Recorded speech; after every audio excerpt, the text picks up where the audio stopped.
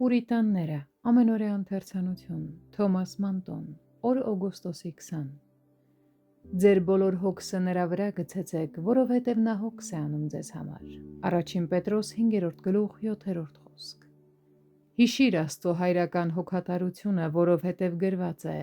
ձեր հայրը գիտի, թե ինչ բաներ պետք են ձեզ։ Մատթեոս 6-րդ գլուխ 8-րդ խոսք։ Նա գիտի ինչն է քեզ ցավեցնում, ինչն է ճնշում և ծանրացնում քեզ։ Գրված է նաև. ձեր բոլոր հոգսը նրա վրա գցեցեք, որովհետև նա հոգս է անում ձեզ համար։ Առաջին Պետրոս 5-րդ գլուխ 7-րդ խոսք։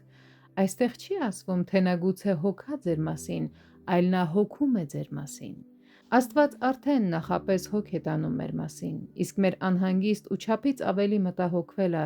պարզապես այդ գործը Աստծո ձեռքից վերցնելու փորձ է, որը նա արդեն իսկ կատարում է։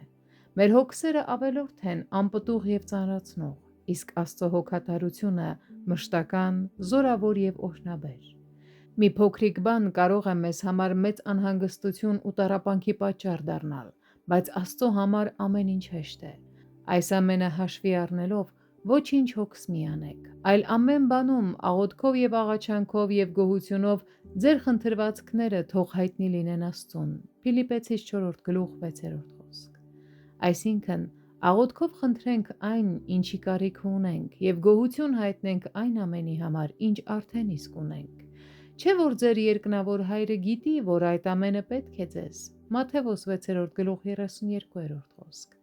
Նրա հայրական սերը թույլ չի տա, որ նա անտեսի իր զավակներին կամ անտարբեր լինի նրանց որևէ կարիքի ու հոգսի նկատմամբ։ Ուստի եթե գայթակղվում ենք անհանգստանալու և մտահոգվելու և չգիտենք ինչպես դուրս գալ այդ դժվար վիճակից կամ հաղթահարել այդ խնդիրը, հիշենք, որ մենք Հայր ունենք, ով հոգ է տանում մեր մասին և ապահովում մեր կարիքները։ Այս միտքը կօգնի մեզ ազատվել տանջող անհանգստությունից, որովհետև չափից ավելի մտահոգվելը ոչ մի օգուտ չի տալիս։ Այն միայն ստիպում է մեզ նախապես կրել այն միտքը, որն անգամ դեռ չի էլ եկել։